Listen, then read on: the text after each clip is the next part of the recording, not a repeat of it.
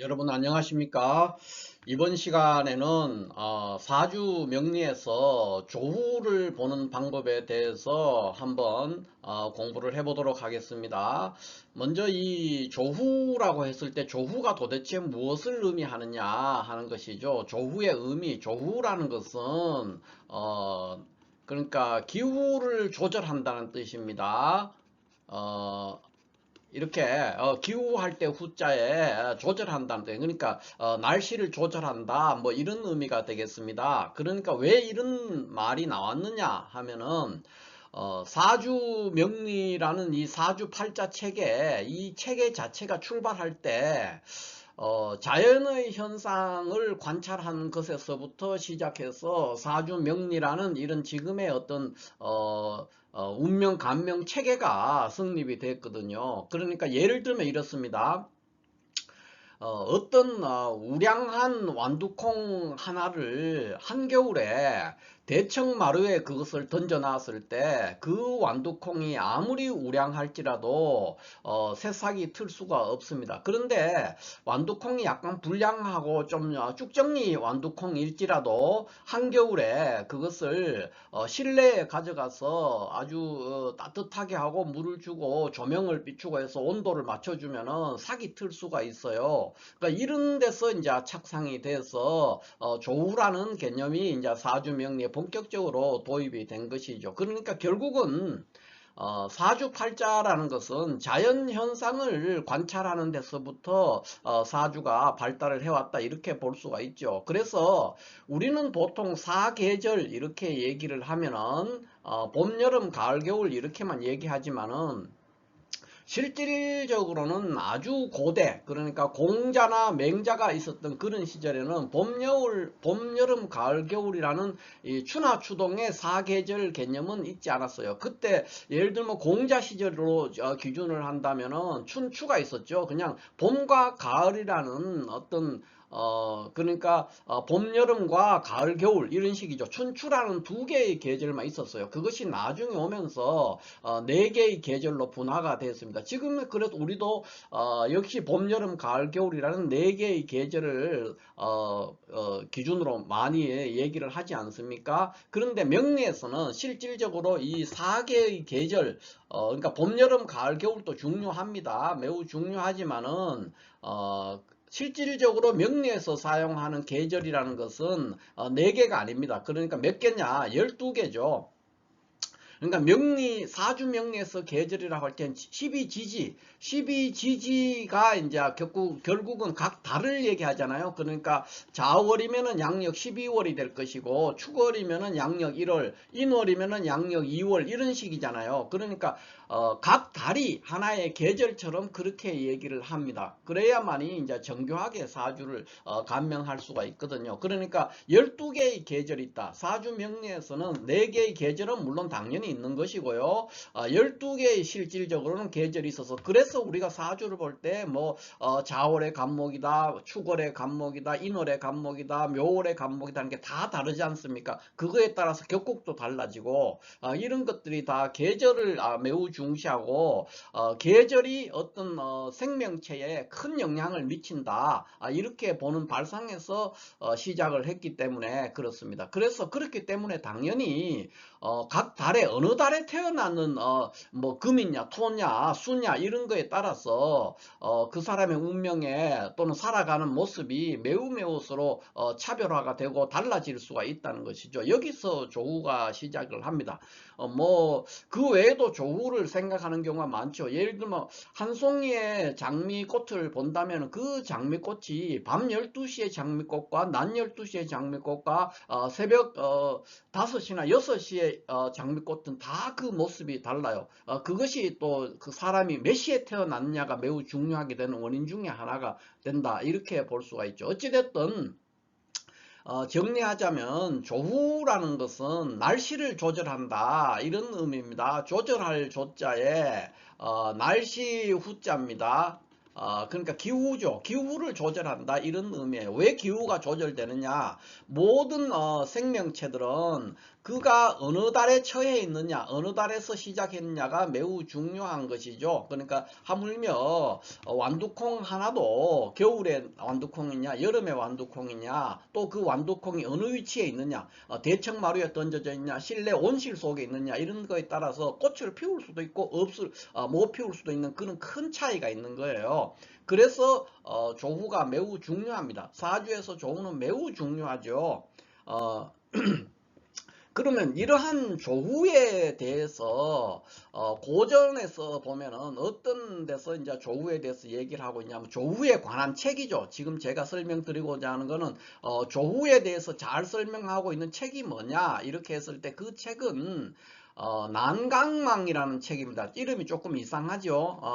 난강망이라는 책 이름이 난강망이에요. 그래서 이 난강망이라는 책이 있는데 이 책에 조후에 관한 얘기를 모든 것을 설명하고 있어요. 근데 이 난강망이라는 책은 작자가 미상해요. 누가 그러니까 작자 미상이죠. 누가 이 책을 저술했는지를 아직까지도 알 수가 없고, 다만 이 난강망을 토대로 해서 작자 미상인 책이 되다 보니까 여러 명리가들이 자기 나름대로의 조후라는 의미를 갖춘 어떤 이름을 붙여서 자기가 저술한 것처럼 이렇게도 보이게 출판을 했죠. 대표적인 것이 공통보감이라는 책이에요. 공통보감 또는 뭐 조화원약 이런 책들이 이제 그런 대표적인 책이라고 할 수 있죠. 결국은 뭐냐? 공통보감이나 조화원약은 다 난강망이라는 책을 토대로 하는 그 아류의 책이고, 또 어떻게 보면 같은 책이라고도 볼 수가 있어요. 여기에다가 이제 난강망이라는 책에다가 자기 자신이 사주를 받는 여러 가지 명조를 추가한다든가 해설을 추가해서 이런 책들이 이제 나왔거든요. 그래서 같은 책이라고 보면 돼요. 난강망이 오리지널이고, 그 다음에 공통보감, 시중에는 뭐 공통보감 또는 조화원약이라는 그런 이름으로 책이 많이 출판되어 있는데, 이 세 권의 책들은 다 사주에서 날씨에 관한 이야기를 하고 있다 이렇게 이해를 하면 됩니다.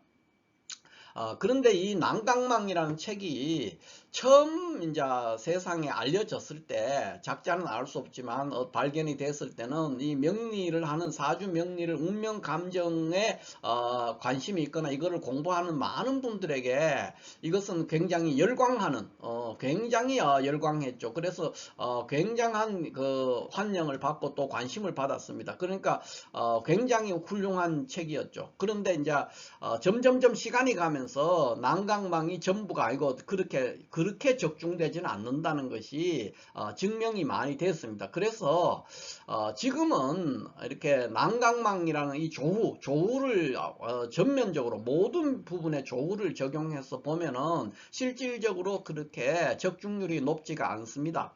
그러나 여전히 몇 개의 분야에 있어서는 조후가 매우 중요하죠. 그러니까 초기에 비해서 처음 난강막이라는 책이 발견됐을 때에 비해서는 그 효용도나 적중도가 많이 떨어졌지만, 그래도 여전히 조후라는 이런 개념과 또 조후에 대한 어떤 적용 이런 것들은 근원적으로 사라지진 않고 역시 여전히 중요한 부분을 차지하고 있다. 다만 그 영역이 조금 축소됐다 이렇게 보면 될 것 같아요.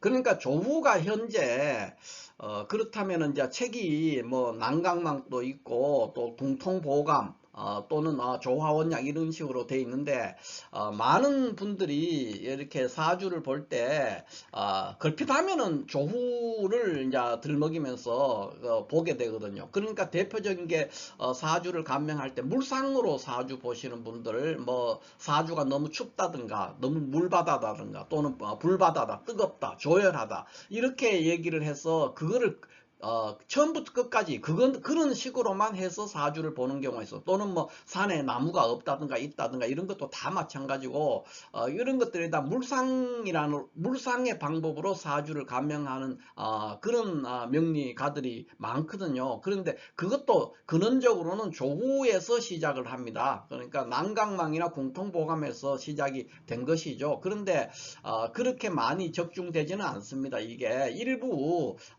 이런 조후를 적용해서 볼 때 맞는 부분도 있지만은 일반적으로는 안 되고 대체적으로 뭐 아주 작은 부분입니다. 그러니까 사주 전체에서 조후를 고려해야 된다는 것은 아무리 넓게 봐도 20% 이내밖에 적용할 수가 없어요. 20%도 안 될 수 있죠. 한 10% 정도만 조후를 중시해야 된다. 뭐 무시해라는 건 아닙니다. 조후는 여전히 중요한 부분이죠. 그런데 자평진전을 볼 것 같으면은 이 조후라는 말을 자평진전에서도 그러니까 서자평의 자평명리학, 현대 명리학은 모두 100% 자평명리학이에요. 그러니까 다른 방법은 없다는 거죠. 자평명리학이라는 게 뭐냐면은 이렇게 사주팔자, 어떤 사람이 태어나는 생년생월, 생일, 생시를 가지고 사주팔자 체계를 만들고 간지를 만들고 거기서 일간이 사주의 주인이 돼서 일간을 기준으로 모든 십신을 정한 케이스예요. 이런 거를 이제 자평명리학이라 그래요. 그러니까 어떤 사람이 사주팔자 모델을 만들어서 뭐 시간을 기준으로 십신을 정한다든가 이렇게 했다면 그거는 이제 그 사람의 명리학이 되겠죠. 그런데 현대 명리학은 모두 사주팔자에서 일간이 기준이 돼서 십신을 정하는 그런 식으로 되기 때문에 모두 자평명리학이죠. 그런데 이 자평명리학에 대한 이론을 최종적으로 정리한 고전, 그 고전이 이제 심요첨 선생의 자평진전이라는 책이에요. 그러니까 여기에 전자는 우리가 경전이라고 할 때 전자가 아니고 말씀 전자입니다. 그러니까 자평의 참된 말씀이다 이런 뜻이 되겠어요. 그래서 이 자평진전에서도 조후라는 것을 매우 중시합니다. 그러니까 조후라는 말은 매우 중요하죠. 지금도 여전히 중요한 비중이 있고 중요한데 다만 자평진전에서는 조후 용신이라는 이런 말은 쓰지 않아요. 이런 말은 없어요.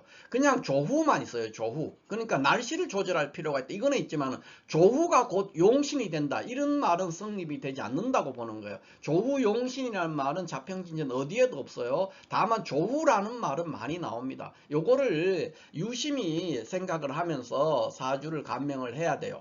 책을 읽을 때도 마찬가지입니다. 그런데 현대 많은 일간이 강하다 약하다 이런 방식으로 사주를 감명하는 분들은 조후용신이라는 걸 써요. 그 대표적으로 일간이 강하다 약하다 이거를 우리가 억부법이라고 하는데 그 방법으로 사주를 보는 사람들이 대부분이죠. 그러니까 적중률이 떨어져요. 자평진전에서 제시하고 있는 방법과 다른 방법으로 얘기하고 있거든요. 그러니까 당연히 잘 안 맞는 거예요. 대표적인 게 우리가 보면은 뭐 억부용신, 통관용신, 또 조후용신, 병약용신, 격국용신 이런 말을 많이 들어보셨을 거예요. 용신할 때 5개 종류죠. 억부, 통관, 조후, 병약, 격국 이런 말을 쓰는 사람들은 조후가 용신이 되는 거예요. 그러나 자평진전에서는 조후용신이라는 말은 없습니다. 조후라는 말만 있어요. 그러니까 조후는 중요한데 그 조후 자체가 용신이 되는 경우는 없다는 거죠. 사실상 그거를 유심히 그 차이점을 발견을 하고 사주를 봐야 됩니다. 그러면 언제 조후가 중요하냐 이렇게 했을 때 조후는 전혀 필요 없는 게 아니고 모든 사주에 조후가 필요하기는 그 경중 그러니까 조후를 최우선적으로 보느냐 한 순위를 사주 볼 때 순위를 한 10번째쯤으로 보느냐 이런 차이예요. 그래서 거의 1번이나 2번이나 3번 이내로 조후를 고려해야 되는 그런 사주가 어떤 거냐 했을 때 여기 지금 보이는 것처럼 요 정도가 조후를 적어도 첫 번째나 두 번째로 고려해야 된다 이렇게 볼 수가 있습니다. 언제냐? 첫 번째 동목입니다. 그러니까 겨울나무. 겨울의 나무는 굉장히 햇빛이나 이런 따뜻한 게 필요하지 열기가 필요한 거예요. 화기. 그래서 동목은 사주를 볼 때 동목이면은 항상 조후를 염두에 두고 조후가 어떻게 충족되고 있는가를 봐야 됩니다. 그 다음에 하목도 마찬가지예요. 여름나무. 여름나무는 수기운이 필요하죠. 굉장히 뜨거우니까 물이 없으면 나무가 살 수가 없어요. 그 다음에 추목이 있습니다. 가을. 가을의 나무도 조후가 매우 중요합니다. 그러니까 연애자평에도 추월 갑을 투병정 막작상간 이런 말이 있어요. 추월의 갑을 투병정 그랬어요. 투병정 막작상간 이렇게 돼 있죠. 그게 연해자평에 있는 내용이에요. 그러니까 가을나무죠. 추월 갑을이니까 가을나무가 병정이 투관했으면은 상관이라고 관을 상한다고 보지 말아라. 그러니까 상관이 아니고 상간입니다. 그러니까 손상된다고 보지 말아라. 뭐 이렇게 또는 뭐 상관이라고 보지 말아라. 이런 뜻입니다. 그러니까 뭔가를 나쁜 뜻으로 보지 말아라는 거예요. 그러니까 추목에 있었어요. 추목, 그러니까 가을에 태어나는, 그러니까 신월이나 유월이나 수월에 태어나는 가불목 일가는 천간에 병이나 정이란 화기를 보면 매우 좋아한다는 거예요. 사주가 발복할 수 있다는 것이죠. 왜 그런가? 가을에 나무는 열매를 맺어야 돼요. 열매를 맺고 씨앗을 맺어야 되는데 나무뿐만 아니라 뭐 풀도 마찬가지죠. 벼라든가 이런 것이 가을에 햇빛을 못 보게 되면 여물지가 않아요. 그래서 햇빛이 매우 중요하다. 화기가 중요하다. 이렇게 보는 거예요. 그래서 하목이나 동목이나 하목이나 추목은 굉장히 그거를 중시하. 그러니까 목은 뭡니까? 봄만 빼고 봄의 나무만 빼고 다 이 화기라든가 수기가 필요하다는 거예요. 목은 그러니까 사계절 중에 봄 빼고는 다 조후를 고려해야 된다는 거예요. 목일간은.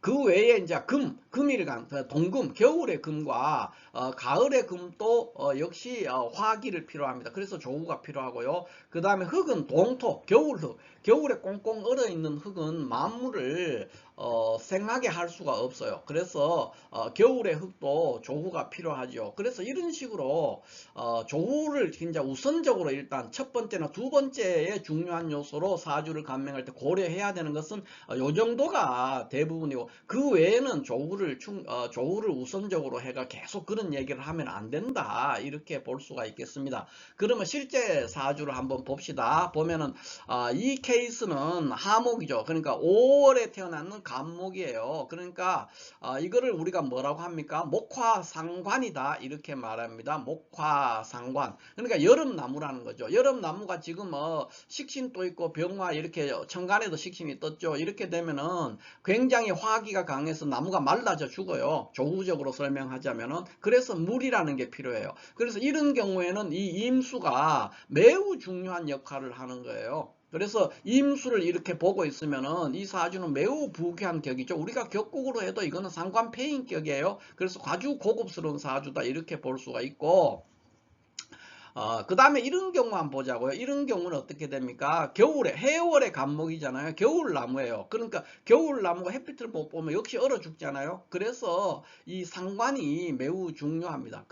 그러나 이런 경우들이 다 조후 자체가 용신이 되지는 않아요. 그러니까 이런 거를 보고는 우리가 조후가 중요하니까 조후가 용신이다 이렇게 말을 하면 안 되고, 조후가 우선시되고 조후가 중요한 역할을 한다는 것이지 조후를 조절하는 그 글자 자체가 용신이 된다 이러면 안 돼요. 그러니까 이런 경우도 하월, 그러니까 5월의 간목으로서 이 임수가 매우 중요하지만 임수 자체가 용신이 되지는 않아요. 이 경우는 뭐가 용신입니까? 오화가 용신이에요. 월지 오화가 상관격이죠. 상관이 용신이고 상관격입니다. 이런 경우는 어떻게 됩니까? 해월의 간목의 정화 상관이 조후의 측면에서는 매우 중요하지만 이거를 조후 용신이라고 해서 정화를 용신으로 억부로 일간이 강하다 약하다로 사주를 감명하는 분들은 많이 그렇게 해요. 이 정화가 용신이고 이 경우는 임수가 용신이라고 하는데 그렇게 하면 안 돼요. 이런 경우는 뭐냐면 해월 자체가 용신이 되죠. 다만 정화는 조후로서 매우 중요한 역할을 하니까 어떻게 보면 상신적인 역할을 한다. 이렇게 보는 것이 맞습니다. 그 다음에 또 한번 보자고요. 어떤 게 있습니까? 오른쪽 위쪽에 보면은 여기 지금 동금이 있죠. 동금. 그러니까 겨울의 금이에요. 겨울의 금도 굉장히 차갑죠. 그래서 해월의 신금. 이 경우에도 정화가 조후의 역할로서 매우 중요한 역할을 합니다. 그러나 이 경우에도 정화를 용신이라고 하면 안 됩니다. 그러니까 편관이 용신이다 그러면 안 되고 조후 용신이죠. 그렇게 말하는 사람, 조후 용신이라는 걸 주장하는 사람. 그 조후 용신이라는 거는 자평진전에서는 없는 말이에요. 그냥 만들어낸 말이에요. 후세 사람들이. 그래서 이런 경우에도 해월의 신금이니까 상관격인데 정화가 매우 중요한 역할을 하는 글자다. 기후를 조절해주는 그런 의미로 받아들여야 됩니다. 그 다음에 요거는 뭡니까? 축월의 기토니까 겨울의 동토잖아요. 역시 정화가 매우 중요합니다. 그러나 조우로서 중요한 역할을 하는 거지 정화 자체가 조우로서 용신이 되는 건 아니다. 이렇게 볼 수 있죠. 이 경우라면 그럼 어떻게 됩니까? 여기 축토 자체가 용신이 되는 거예요. 그러니까 월급격이 된다. 이렇게 볼 수가 있겠습니다. 이게 이제 조우에 관한 조우와 조우 용신의 차이죠. 조우가 중요하지만 자평진전에 따라서 볼 때 조우 자체가 용신이 되는 경우는 아주 예외적이에요. 드물어요. 조우가 자체로 우연히 용신이 될 때는 있어요. 자평진전 일각에서 봐도 이런 경우가 그런 케이스죠. 이런 경우는 이제 자월의 임수로 이제 뭐 개수도 이렇게 자수, 개수 쫙 있으니까 수가 4개나 있잖아요. 그러니까 사주가 겨울에 물이기도 하니까 춥죠. 춥고 차가워요. 그랬을 때는 이 병화가 용신이 됩니다. 근데 이거는 우리가 일반적으로 격국으로 얘기하면 양인격에서 식신생재하는 거기 때문에 당연히 병화가 격국상으로 용신이 됩니다. 그런데 우연의 일치로 조후도 충족하는 용신이 된 거죠. 그러니까 이럴 때는 뭐 조후 용신이라고 했을 때 큰 차이가 없죠. 조후이면서 조후를 충족하는 병화가 또 용신의 역할도 하는 케이스죠. 그런데 이렇게 조후 용신이라는 말은 없습니다. 우연히 이 용신이라는 병화라는 용신이 우연히 이 사주 구조에서 조후도 충족하는 역할을 할 뿐이에요. 그렇기 때문에 이걸 보고 조후용신이라고 해서 이 경우도 표현을 할 때 조후용신이라고 해서는 안 되고요. 그냥 병화가 용신이죠. 다만 이 병화는 용신이면서 동시에 조후도 충족하기 때문에 억부 형태로 사주를 보는 사람으로 보면은 뭐 조후용신이라고 할 수 있죠. 그러나 조후용신이란 말은 자평진전의 논리에 따랐을 때는 성립되지 않는 용어죠. 그냥 병화가 용신인데 우연히 조후도 충족하는 그런 결과를 맞이했다. 이렇게 볼 수 있고 이 경우는 또 많은 분들이 이거 자월 경금에 여기 또 이제 개수가 있고 임수가 있고 이러니까 사주가 춥잖아요. 춥다고 하거든요. 그럼 뭐가 됩니까? 시지에 있는 오화가 용신이다. 이렇게 얘기하기가 매우 쉬워요. 그렇지 않습니다. 지지에 있는 글자가 용신이 되기가 어려워요. 거의 대부분 어렵습니다. 거의 99%를 어려워요. 왜 그러냐 하면은 우리가 보통 사주를 감명할 때 천간은 동하고 지지는 정하다고 하잖아요. 천간은 동하고 지지는 정하다. 그러니까 용신이 될 수 있는 것은 동해야만이 용신이 될 수 있어요. 그러니까 오화, 이건 시지에 있는 오화는 동할 수가 없어요. 그렇기 때문에 용신이 되기가 어렵습니다. 그렇기 때문에 시지에 있는 글자를 함부로 조후 이런 경우도 이제 동금 같은 경우에도 여기 마지막에 방금 하고 있는 이건 경우도 오화를 시지에 있는 이 지지에 있는 건데도 불구하고 조후 용신이라는 걸 주장하는 사람들은 이런 경우에도 오화가 용신이다. 조후 용신이라고 하죠. 그렇게 주장을 할 수가 있습니다. 그러나 자평진전의 시각에서 본다면은 조후라는 말은 있지만 조후 자체가 용신이 되는 것은 우연의 일치지 그거 자체가 조후가 용신이 되는 경우는 아주 예외적입니다. 그러니까 양인격이나 월급격이라든가 이런 격국이 아니면은 조후이면서 용신이 성립되는 경우는 없다. 이렇게 보는 게 맞죠. 그러니까 굉장히 희귀하게 성립되는 거예요. 우연의 일치죠. 그렇게 이해를 해야 됩니다. 이것이 조후와 조후용신에 대한 어떤 해설을 할 때 사주를 볼 때 보는 방법이다. 이렇게 볼 수가 있겠어요. 결론을 하자면은 조후가 용신이 되는 경우는 아주 예외적이에요. 그러니까 월급격이나 양인격에서 가끔씩 아주 드물게 성립될 수 있고 일반적으로는 조후가 용신이 되는 경우는 없다.